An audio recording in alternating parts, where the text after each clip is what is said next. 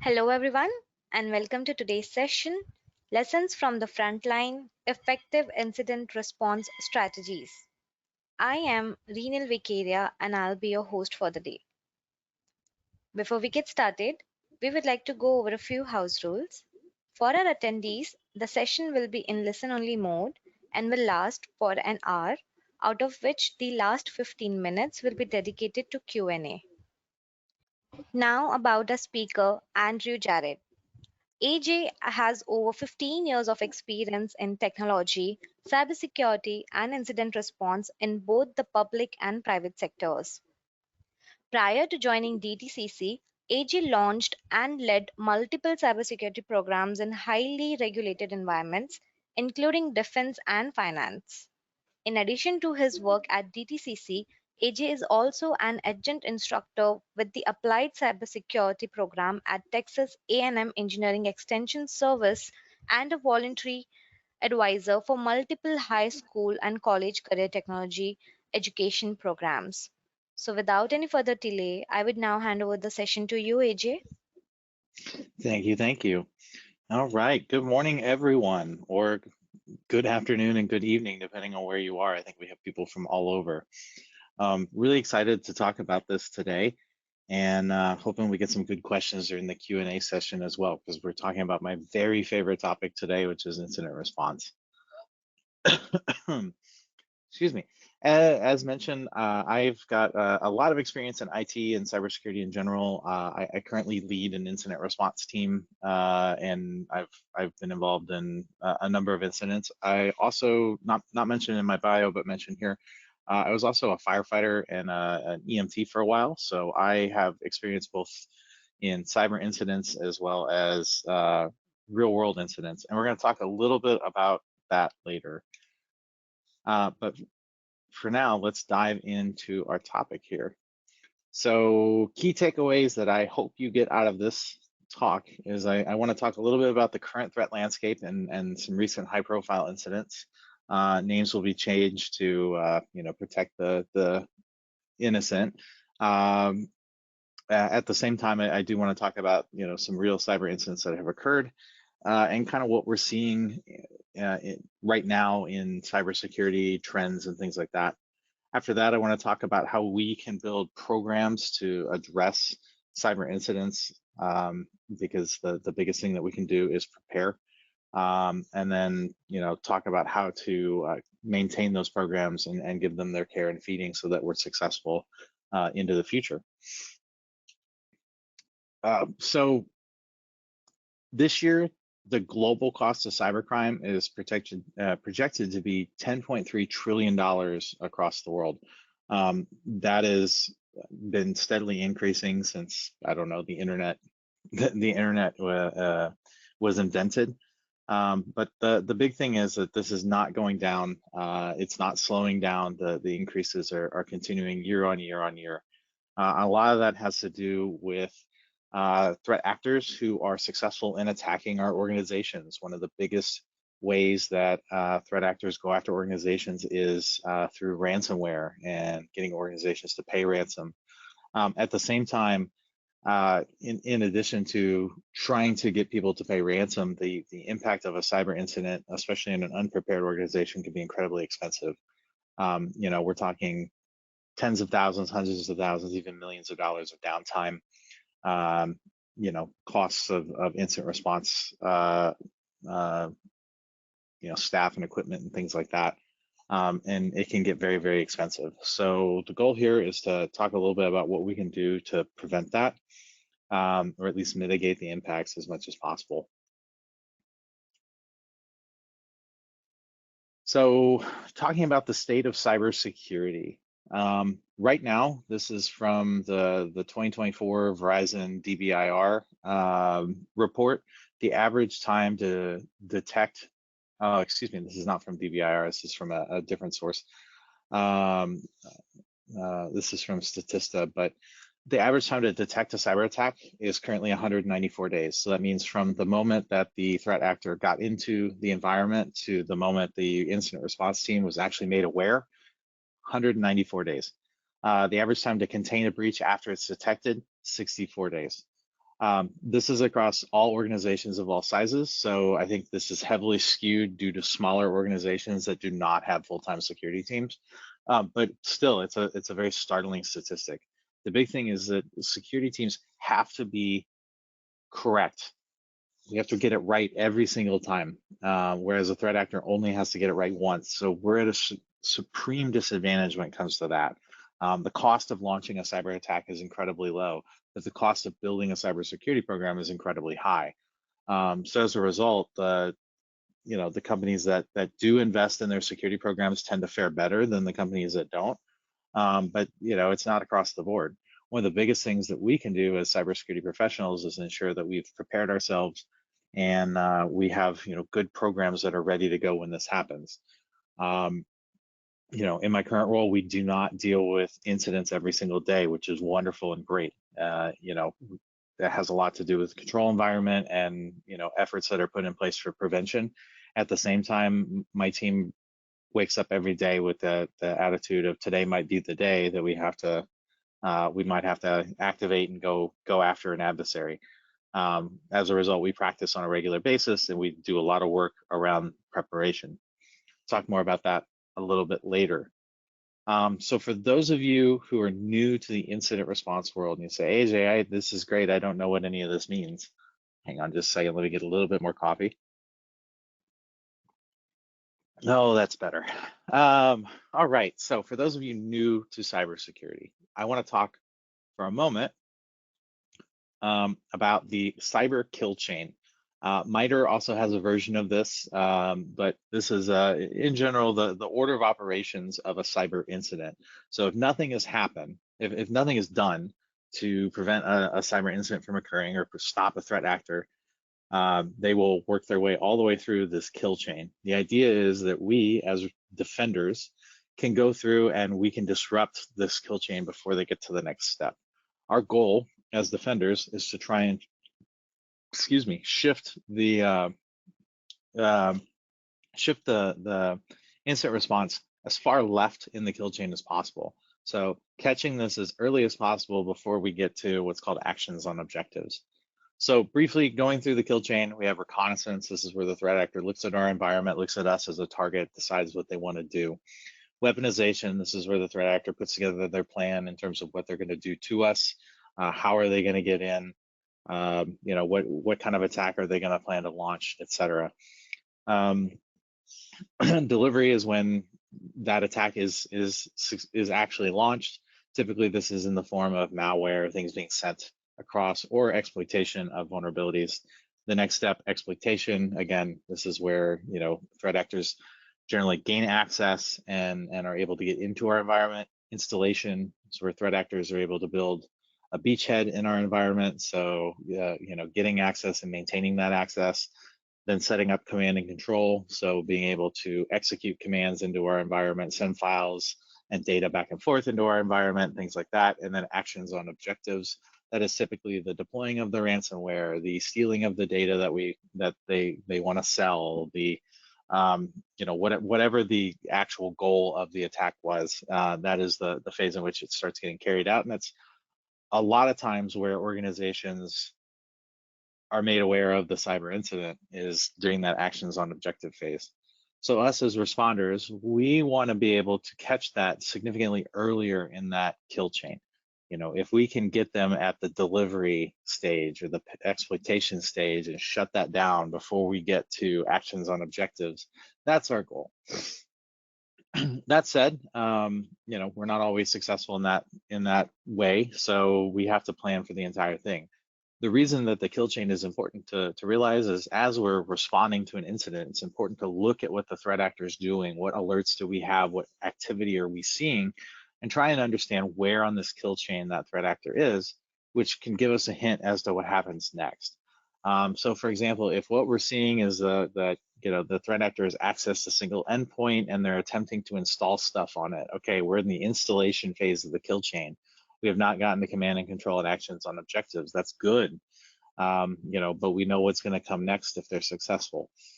At the same time, if we see a ransom message, that gives us a pretty good hint that we're at the actions on objectives phase. The threat actor has gotten into our environment, established persistence, and is going to be a lot harder to get rid of. Um, that's not to say that every single threat actor follows this kill chain perfectly, but this gives us a really good idea of, the order of operations and what's going on, which is important when it comes to our defense. So next, I want to jump into some case studies. These are anonymized because one, some of the information, I don't have any top secret information here. This is all from public sources, but I'm not looking to name and shame. I'm really here to talk more about security programs and the differences between these organizations. So we're going to look at two different organizations and their approach to security, as well as how they fared in a fairly similar cyber incident, actually being targeted by the same threat actor. But because of the difference in how they maintain their programs, there's going to be a difference in outcome. So this one is a major financial institution which has numerous subsidiary companies and branches all over the world. Big organization. Due to their mergers and acquisitions, the company's IT infrastructure is fragmented, meaning they've bought other companies and they have some of that legacy infrastructure around. They have different security teams defending different parts of their network. So as they've onboarded these other companies, some of them have security capabilities, some of them don't. Some of the original security teams are monitoring certain parts of the network as these subsidiaries are onboarded. In this case, a sophisticated threat actor has successfully targets one of their subsidiary companies, which does not employ a 24-hour security monitoring team. So they have some security people who on a regular basis look at alerts and logs, but they only do it between 8 and 5 in their local time, and only Monday through Friday. So in this case, the threat actor is able to access their security tools and clear out their logs so that any signs of the compromise of the subsidiary occur before that security team logs in for the day. So the security team doesn't know they're compromised. All the activity that the threat actor is doing has been wiped out of the security tools, so that they can continue on without, silently. Over the course of several weeks, that threat actor is going to use that subsidiary to gain access to the entire company's network and their operations. The threat actor is going to quietly exfiltrate tons and tons and tons of sensitive data.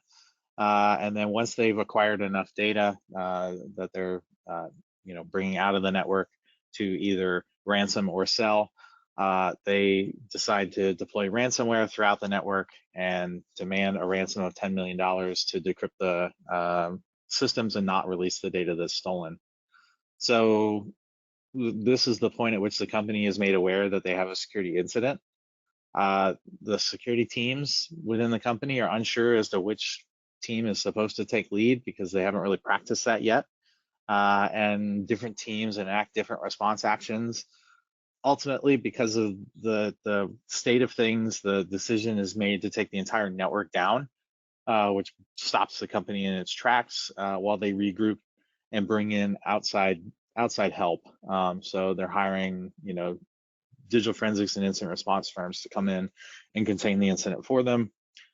Overall, the total cost, this company was down for 6 weeks. They lost approximately $15 million in response costs. So that's bringing in the various vendors, working with their major IT vendors as well to rebuild their network. They lost approximately 80 million in lost revenue for being down for 6 weeks, and there's a class action lawsuit going on due to the theft of all the personal data of thousands of their customers. So not a great day, and not the outcome we're looking for. This next one I call the Nothing Burger. So this is a large retailer that has stores all over the country. Again, due to mergers and acquisitions, the company's tech infrastructure is very greatly. So they've bought other companies and they have some legacy IT from all that. However, the company decided several years ago that they were going to centralize all their security functions into one department and say this is the one department that handles all security. And they've deployed similar security tools all over. The same threat actor manages to breach a handful of their systems and attempts to establish persistence. But because they have a 24-hour security team and all this is centralized and they have good visibility, the security team detects this compromise within a few minutes, quickly isolates the affected systems, and then at that point, the team collects and analyzes forensics data same day off of the isolated systems, was able to determine how the systems were compromised, and this was due to a misconfiguration. The security team was able to then work with the IT department to say, hey, we have a misconfiguration here. Threat actors are able to leverage this to get in, and the IT department's able to patch everything else and make sure that that misconfiguration is fixed everywhere in the same day. Total cost, minimum downtime. There's no real calculable costs here because they didn't have to bring in any outside firms. They didn't have to spend any additional money other than what was already invested in the security program. Same threat actor, same attempt in terms of how to move through the kill chain, similar malware, things like that, but completely different outcomes due to the way the organizations handled security. So this is kind of a taste, but the big takeaway here is that having an effective security program is absolutely critical, because it's the difference between a minimum or what we call a nothing burger type of incident, or an absolute you're going to be on the news type of incident. So let's talk some key strategies to use during an incident.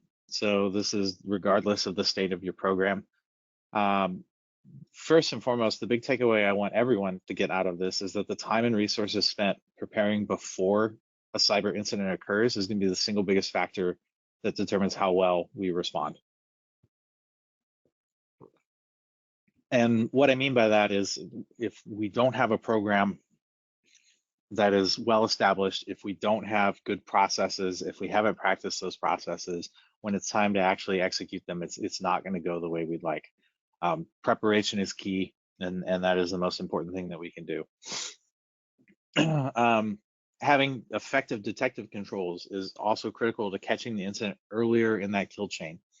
So we saw between our two case studies, because of effective detective controls in the second case study, the security team was alerted to the incident long before actions on objectives.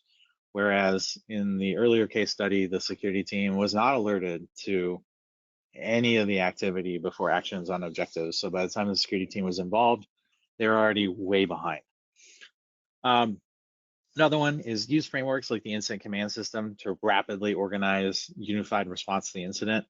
So none of us have the security teams we would love to have. If you ever ask me, what do I need? Oh, well, more money, more headcount, more money, more headcount. Increase my budget so that we can get more people. So oftentimes we have to deputize others in the event of a major incident in order to be able to quickly move and get going. So the incident command system is a good way to do that. We're going to be working with other teams. It's not just the security team that handles this, especially during a major incident. The other thing is analyze and triage the situation and focus on containment first. Forensics are great, but sometimes we don't have time to do forensics initially. It's really important to get a good sense of what's going on, find all of the related activity, and then decide what is the piece that we need to do something about. If I've got something, if I have malware on a endpoint and my EDR tool is picking that up and is blocking it, I'm not so worried about that as I am whatever is dropping the malware, right? Working further back into the kill chain, focusing on containment, disrupting the channels that the attacker uses to access the network, as opposed to responding to every little thing that they do. And then manage the incident by setting objectives and assigning subteams to work on each objective. So the big thing is, once we have a good sense of what's going on in the incident, we need to set some objectives and we need to communicate those out to the response team and say, okay, this group, you're focused on this group, you're focused on this group, you're focused on this. Keeps everybody on the same page, which is really important. So one thing I would like to double click on is the incident command system. So this is a system developed by first responders and emergency managers to manage emergencies and disasters.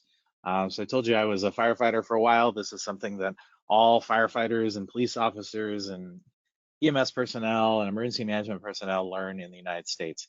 And we are all taught the same system. The idea being that these groups can come together and work together on an incident without having ever worked together before, simply because they have a common system that they all adhere to. This allows us to work together towards the same objective. This has mechanisms for providing situational awareness to our key stakeholders, and most importantly, it helps us organize everybody to make sure that we're all pulling in the same direction. We set up, an incident commander. We set up objectives. We set up various sections underneath the incident commander to carry out pieces of the incident response process, and that allows us to make sure that all teams are acting together and making progress, as opposed to teams individually doing different things without coordinating, which often gets worse, makes the situation worse before it makes it better. So there's training and resources that are available for free through DHS FEMA. There's a link down there for more information, but if you Google Incident Command System training, just look for the .gov address. This is free for anyone. You don't have to be a first responder to enroll in independent study classes and things like that. It's just a great way to organize. I've had my team do the training. We're getting some of our IT partners to take the training as well, so they understand what we're talking about when we bring them onto a cyber incident, etc. So, major components of an incident response program. We have key functions: security monitoring, so that's your day-to-day SOC. That's monitoring for the alerts, investigating the alerts, determining if they're true positives. Incident response, which is what happens once you find a true positive alert and go, oh crap, something's going on. Forensics, which analyzes the evidence collected during the incident response process to determine what happened and lessons learned. Could also guide the incident response to some degree, depending on how quickly we get those forensics back. Threat hunting performs targeted investigations based on threat actor tactics, assuming that the threat actor is able to get around some of the alerting and other detective controls, and start with a hypothesis-based investigation instead of an alert-based investigation. And then what I call response partners. These are the other teams that we bring in and who assist in our response efforts. So that's, think your IT teams, think your system owners, things like that, to say, okay, hey, we've got alerts on this system. What is this system? What does it do? How does it work? You want to bring those people in and make them part of the response team when an incident occurs. So as we're talking about how to establish a program, the big thing that we're going to focus on is people, process, and technology. These are the big pillars. Very simple stuff, but a great way to kind of think about how we organize. So dealing with people, having the right people is critical, both during an incident and to detect, right? You want a good security operations team who know how to investigate alerts and are providing, that are carrying out good investigations and providing good insights, and then, are able to actually find that true positive activity. At the same time, you want good incident responders that you want good incident responders who can remain cool under pressure and handle the incident. Now, one thing I did not talk about very well here in this, I should have read my own slide notes. So the big thing I want to talk about in the components of the IR program, we have these key functions. In some larger companies, each of these things is a separate group. You'll have a one group that does security monitoring, a separate group that does incident response, a separate group that does forensics, and a separate group that does threat hunting. In smaller teams, these may be individuals that are all part of the same team who just have specialized training. Use what you got. In my organization and on my team, we don't separate security monitoring and incident response. Our lead security monitoring folks, our lead SOC folks, become the incident responders. Our team leads become the incident responders when an incident occurs. We cross-train on both. That just depends on the environment that you're in and the size of budget that you have to work with, how many true positive incidents you really have a year. If you're constantly having incidents, it might make sense to have a separate incident response team. But if you don't constantly have incidents, what's that incident response team doing the rest of the time? Things to think about. Back to people. Most SOCs, most security operations centers use a tiered approach to build out their team. So, you have your level 1 SOC analysts, entry level, your new grads, your freshers who know what they're, are learning the ropes. You have your level 2, which are your folks who have a few years of experience, and they're kind of your main investigators. They're doing a lot of the solid investigative work. Then maybe level 3 is your escalations and team leads. Some I've seen go to level 4. Again, it just depends on what kind of organization you have. Big thing is focus on the right soft skills over technology. And what I mean by that is, technology can be taught. Sure, if you're going to hire a team lead, you need them to have the technical background. But at the same time, I mean, for every level within my team, the soft skills on the right side here are really our main criteria. If we need you to know specific technologies, that might be part of the job description, but a lot of what we're looking for is team ability, right attitude. Are you coachable? Are you able to learn and grow? Are you good at listening and good at communicating? Are you calm and capable under pressure? So when an incident kicks off, can we, trust you to be able to do what you need to do? Those are things that have nothing to do with technology. They have nothing to do with, what SIM you've used in the past or what EDR you've used in the past. That doesn't really matter. We can teach you those things. The big thing is, having the right attitudes to be successful as responders. And so for those of you in management, I encourage you to look at those soft skills. For those of you who are aspiring to be a member of a security operations team, look at those soft skills, develop yourself on those soft skills. The technology will come, but I will take someone who's coachable and a good teammate over someone who knows every technology we have but isn't coachable and isn't a good teammate. That second person is disruptive. I don't want them. So things to think about there. Process, having well-defined processes is a big factor in reducing time it takes to control an incident. So I'm talking having an incident response plan that kind of governs the process from start to finish, having playbooks for specific types of incidents or specific types of activity. These are shortcuts which allow us to, kind of not necessarily automate out, but very close, pre-plan certain activities so that they can be executed quickly and under pressure. Process documents that govern our key activities like our training programs, quality assurance programs, and exercises so that we are ready to respond when something occurs, and we are measuring our program to make sure it is in the right, the right shape. And then a regularly reviewing these processes, updating the processes, etc. It's not enough to have an incident response plan that's up on the shelf collecting dust. If you haven't taken it down, run an exercise with your team recently and said, okay, hey, how does this actually work?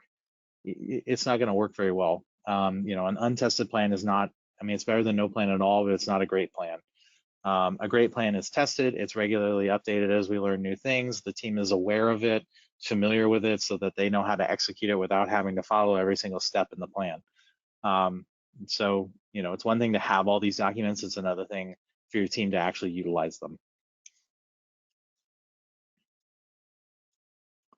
Last pillar, technology. Having the right technology is key to that detection and responding to cyber incidents. Like we talked about earlier, if we don't have good detective controls, we can't catch the incident before the action's on the objectives. So that's things like your SIM tool, orchestration and automation tools, endpoint tools, so EDR, network tools, email and identity tools. Look at your various forms of attack surface, email and identity being big ones. Credential theft is huge. So having identity monitoring is very important. Network monitoring, that's how the threat actor actually accesses our network and does things. Endpoint is one of your biggest attack surfaces. So having tools there, having visibility into that, very, very, very important. But in addition to having all of the elements of a good security stack, it's also really important that the tools are deployed and tuned correctly. So you could have every tool under the sun, but if they're not feeding the right logs into your SIM, and there's not content built on top of those logs to alert, you're still not going to see anything. Or if the content is poorly tuned, so it's very noisy, there's lots of false positives, your team is dealing with thousands of alerts per day, most of which will never, ever be a cyber incident. that makes it very difficult to pick the needle out of the haystack because you're making the haystack much bigger. So not only is it important to have the right tools, it's also important to have the tools deployed correctly and tuned correctly in order to give you the right balance of visibility without noise. And again, that is critical for detecting the incident early on, but also these are tools that we can leverage during an incident to block, stop, what have you, the threat actor. So how do we establish an effective program? Well, first off, you need a charter that says this is what this team does and here's the authorities that they have. You need the authorities to do the thing, go out and stop the bad guys, etc. You need to identify and track some key metrics. This is going to tell you whether your program is trending in the right direction. So mean time to resolve MTTR, how long does it take to resolve an alert after it fires? I'm not going to tell you what the right level is on these. That's not what this class is about, or that's not what this webinar is about. And it's going to vary depending on the maturity level of your program. But you need to start tracking the metrics and then start understanding them. So mean time to resolve is a big one. Mean time to acknowledge. So how long does an alert sit in the queue before someone grabs it and starts investigating? The ratio of malicious to non-malicious alerts. So giving you an idea of your accuracy along with your false positive rate. If your false positive rate is incredibly high, that tells you that your SIM tool is may be so noisy that your analysts will never find the true positive, malicious activity. And then others, time to contain. This is important for real incidents as well as simulated ones. Comparing the team over time, as well as time to recover. So containment is stopping the bad guy, preventing them from moving further down the kill chain. Recovery is getting everything back to good. So, those are two different points that are very important. After we have our metrics that we've decided to track, we have to develop key process documentation. So that's, ensuring that we have that incident response plan, we have those job aids, we have programs that are evaluating and improving us over time. We have an exercise program, stuff like that. And then setting up mechanisms to validate that is, quality assurance. So having someone go through and look at the investigation case notes to make sure that our analysts are doing what they're supposed to be doing and are truly investigating following the processes we developed. And then finding issues. Hey, there's some trends here. All of our analysts seem to struggle with this type of case. Great, let's do more training around that. Stuff like that. As well as exercises and third-party validations where we can regularly review and ensure that we're doing what we're supposed to be doing and apply those lessons learned. We also have to establish reporting mechanisms. In order for a program to be successful, our senior leadership has to know about it and understand it. Absolutely critical. All right. How do we sustain our program once we got it going? So effective reporting is critical. Like I said, if we don't provide our senior leadership with these key metrics that we've established, if we don't show them how our processes are built out, how we're validating our processes, continuing to receive that support that's necessary to maintain a high level of readiness is impossible if we're not effectively communicating that to the senior leadership of our company. Essentially what we're saying is, here's why you should continue to investigate in our incident response program. I like to do it through the right metrics, through exercises, through showing them what we can do, rather than fear, uncertainty, and doubt. So instead of saying, well, we could have a cyber attack and it would be devastating, and here's the potential cost of a cyber attack, I'd rather have my senior leadership sit through an exercise and see what it is that we're measuring and understand when we report those metrics what it means. Hey, this metric went up, great. This is what that means. This is all the work that went into it. So that's really important, is having that buy-in. Establishing additional programs to continue to enhance the team. Like I said before, quality assurance is incredibly important. Being able to make sure that our alert quality is high, our investigation quality is high. Our analysts are following the processes that they should. Having regular training. So I don't mean once a year security awareness training. I mean real training on a regular basis, so that we are upskilling our team and constantly staying abreast of the latest trends in cybersecurity and things like that. And then exercises. So tabletops are great, but functional exercises are even better. Giving the team an environment where they have to go after some malicious activity and actually push the buttons is awesome. And that's where you can measure things like time to contain without having to have an incident. These are exercises are very important validations, as well as important practice to develop muscle memory. So that our team is well familiar with our processes when they have to use them for real. Throughout this, we need to make sure that our response partners are regularly engaged. So I'm talking, the technical teams, the product owner teams, different groups that may need to get involved, legal, privacy, insider risk, folks like that, making sure that we're practicing with them, that they're part of our processes, that they are part of our training and everything else, where we're touching base with them, not just when an incident occurs, but well beforehand as well. And then the last part, third-party validation. So, bringing in third parties is a great way to provide a number of benefits. So bringing in a third party to do an evaluation or validation, so that's someone to come in and watch the team during an exercise or something like that and give you feedback about how the team is doing. Spending time with the team and meeting with the team to understand the processes and understand the people to measure our people, process, and technology pillars, as well as third-party facilitation. So I like both. I like having third parties come in and do evaluations. I also like third parties coming in and running exercises and running trainings. Two different reasons for that. Third-party validation says to our management, hey, don't just take our word for it that we're doing what we're supposed to be doing. Here are some experts that we hired, and here's what they think about the state of our program, or here's why they think we need the things that we're asking for, which is great.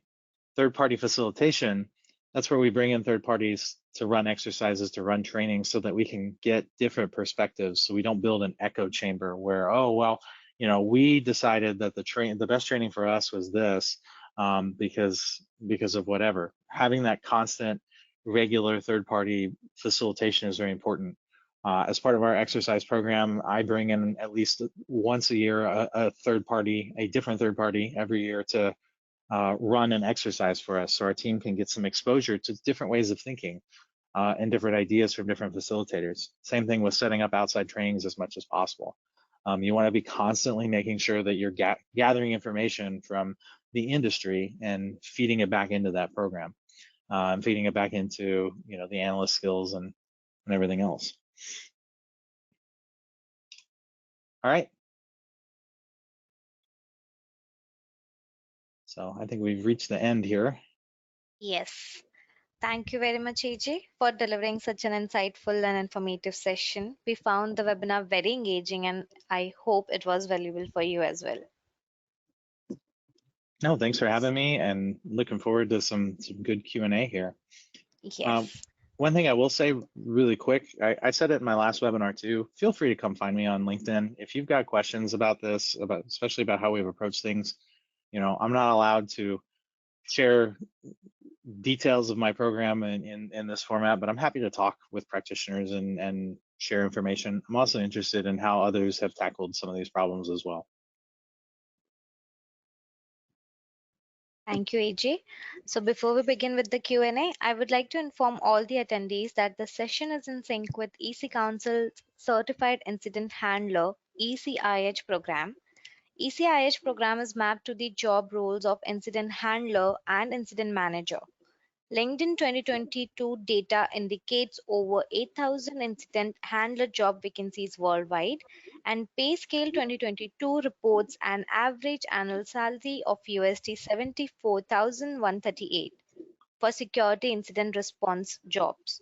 If you are interested in learning more, please participate in the poll being conducted now. Let us know your preferred mode of training, and we will reach out to you soon. So, AJ, should we proceed with the question and answer? Let's do it. So our first question for you is, what was the cost of setting up the incident response program in the Nothing Burger case study? Great question. So I don't have specifics on how the total level of funding of their program. I will say that it was not on the low end, but in terms of actual expenditures, it was lower than the first example, simply because it was centralized. So having a number of fragmented security teams that are not pulling in the same direction often costs more than pouring all the resources into a centralized team. So interestingly enough, yeah, the Nothing Burger security budget was likely lower than the first example. Thank you for answering that question, AJ. Our next question for you is, how do you define going from incident to crisis? How do you define the criterions? Great. Also a great question, man. We got some people here. So the big thing is the incident is focused on the threat actor activity, right? So the moment we have some sort of breach, where the threat actor has gained access to something or caused some sort of impact, that's a security incident, right? Security incident may have no impact to the firm. So in the case of our second case study, there was a breach. That was an incident. The threat actor got onto a couple of systems, but there was no operational impact, so it didn't graduate to a crisis. A crisis, the criteria for that is typically focused on the impact to the organization. So it doesn't matter what the cause is. It could be security, it could be an outage, it could be a natural disaster. A crisis is focused on the impact to the company. So you graduate from an incident to a crisis when the impact of the incident becomes high enough that you reach some sort of activation criteria. For us, it activates a corporate crisis response team, which focuses not on the cyber portion, but on the operational impact portion of whatever the incident is. Thank you for answering that, AJ. Our next question is, to elaborate, could you share examples of the technologies used in the front line for incident response? Sure. Going back to the security stack, there's a number of major SIM vendors out there. So, uh,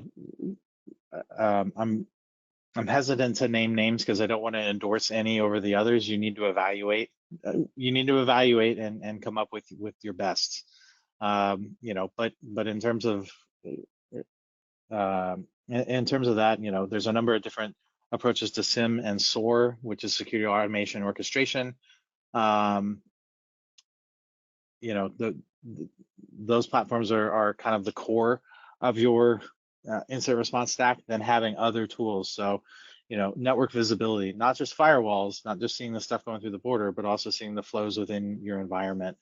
So that's where we're talking about things like Vectra, like Cisco SNA, stuff like that. In terms of SIM, we're talking about Splunk, we're talking about Google SecOps, we're talking about Microsoft Chronicle, or not Chronicle, Microsoft Sentinel. But there's a litany of others. And like I said, you should evaluate which one is right for you. EDR, we're talking CrowdStrike, we're talking SentinelOne, we're talking Defender.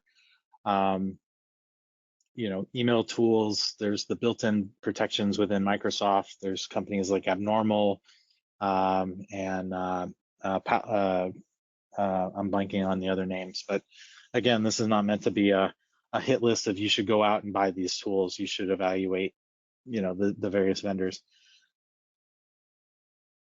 I hope that answered the question. If not, feel free to put more info in Reddit, and I'm happy to answer.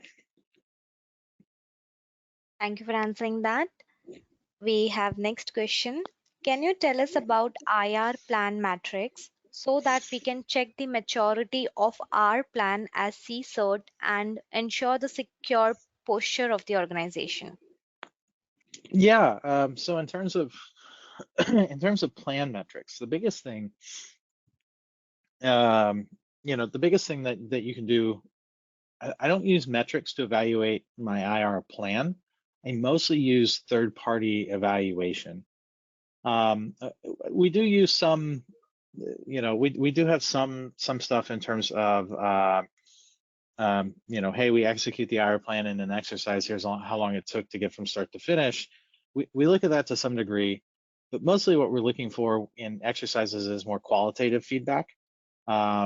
as opposed to quantitative feedback in terms of our plan documents. So, hey, this step in the plan doesn't work, or this step in the plan is not as efficient as doing it this way, stuff like that. Or there's something missing. We got to a point where this was not contained in the plan. We need to add to the plan. So that's where some third-party validation is also really good. There's some guides out there that show you what elements should be in an incident response plan at a minimum, but there's no real one right way to do it in terms of that. As long as you're covering the basic elements of the plan, then it's up to you to decide what lives within your incident response plan versus what lives maybe in playbooks or other documents. And like I said, it's not really a qualitative, or it's not really a quantitative score that you're looking for. You're looking more for qualitative feedback to say, hey, these are the steps that should be fixed, or these are the things that should be added. And the way to go about that is to test it as much as possible, and to bring in third parties to do regular validation. So like every year I have a third party evaluate our incident response plan and give us feedback, and I rotate who that third party is every year. Thank you for answering that. Next question is, can you speak on how should frontline teams balance immediate response containment efforts with the need to preserve evidence for forensic investigations? Great question, and it is a discussion that is as old as time. I think it is one of those things where it is, absolutely, the forensics people are gonna say you should always preserve evidence. The operations people are gonna say, to heck with the evidence, please get our systems back online. And balancing that is tricky. So the big thing that I'll say is you got to look at the impact, and you got to make some priorities. As far as where we're at, we try to be tactical about our forensics. We have a decent understanding of what is important and what isn't, both to our internal forensics program as well as our external third parties that we might bring in to help us, and we have those conversations ahead of time. So we can say, hey, if I've got 50 systems affected, I don't need forensics from all 50 of them. I probably only need forensics from a handful, and then we can work on restoration elsewhere. At the same time, if you support something that supports life safety, I'm going to tell you right now, don't delay getting that back online for forensics. If you're the water company and the drinking water in your hometown has been turned off by bad guys, don't wait to collect forensics to turn the drinking water back on. So you got to triage to some degree. In a perfect world, you could collect forensics from everything and you'd have all the forensics you could possibly need. In reality, you're not going to use everything that you collect, so you can be tactical. That's where, again, working with your, especially if you use like an outside digital forensics firm, having conversations with them to say, hey, what's important for us to preserve for you? Having those conversations ahead of time, absolutely critical. Thank you, Andrew. Our next question is, which is also a very common question, should an organization pay for ransomware? Oh man, we are getting some good questions today. All right, so I'm gonna give you a couple of different answers on this. Each organization should talk about this ahead of time.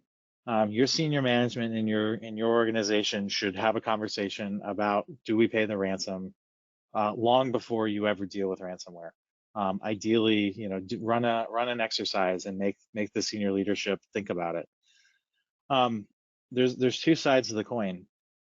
Again, if what you do is incredibly critical and you don't have the backups, you don't have the ability to restore what you got, sometimes that might be the best option you have.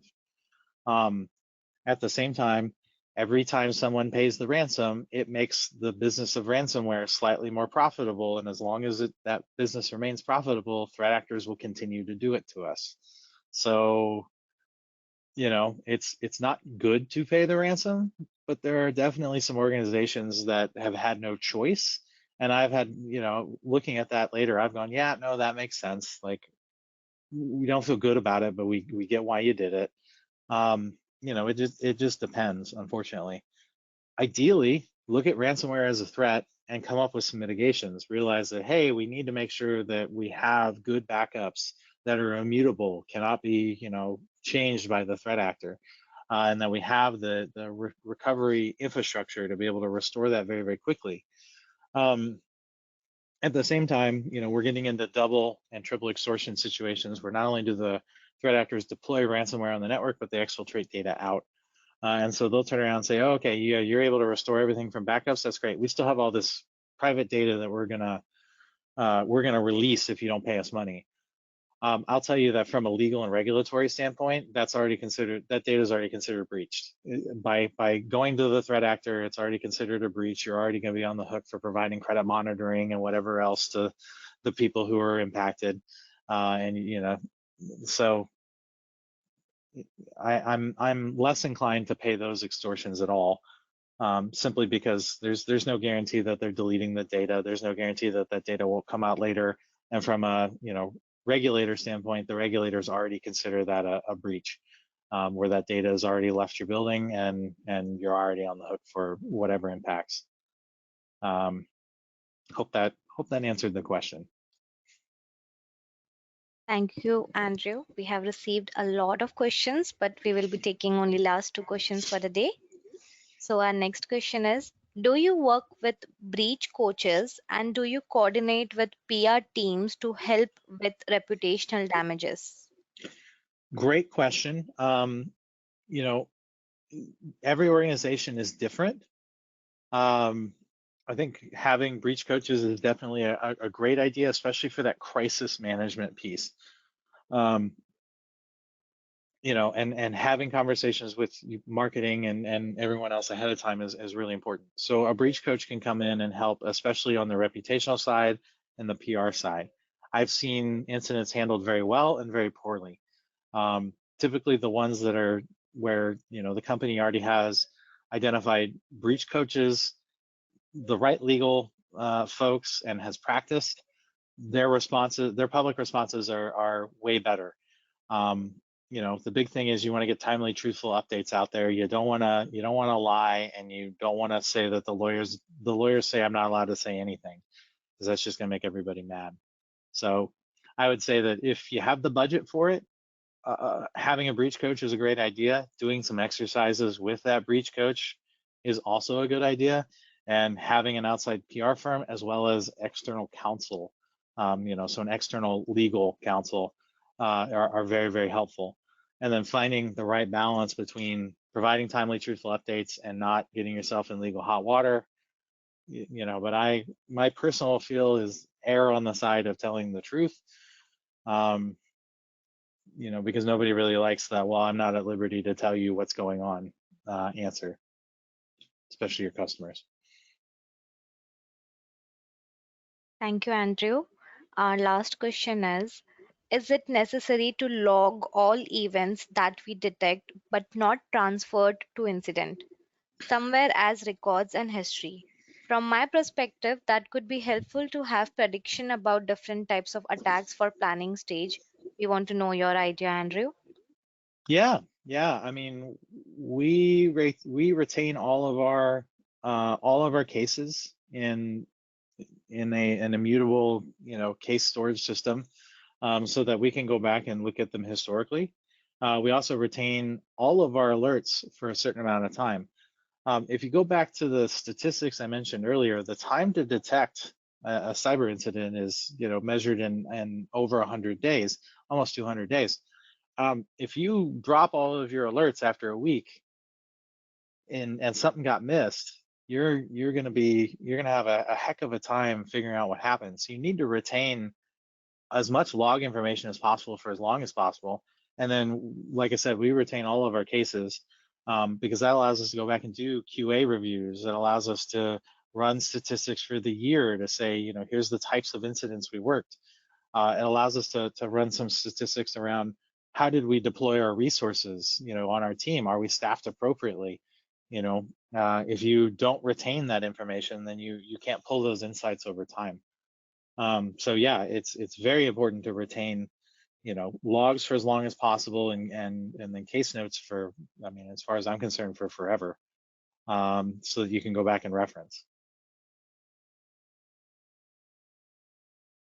Thank you to our wonderful speaker, AJ, for answering all those questions and for the great presentation and the knowledge shared with our global audience. It was a pleasure to have you with us, and we are looking for more and more sessions with you, AJ. So, before we conclude the webinar, would you like to give a small message to our audience? Sure. Thank you, everybody, for listening to this webinar. Thank you for the wonderful questions. This is great Q&A.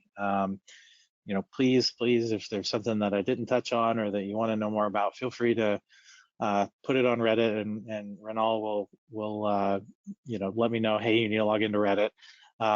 And I'm happy to talk more on this subject. So thank you guys so much for having me, and it's an honor to be able to do this with EC Council. Thank you so much, AJ.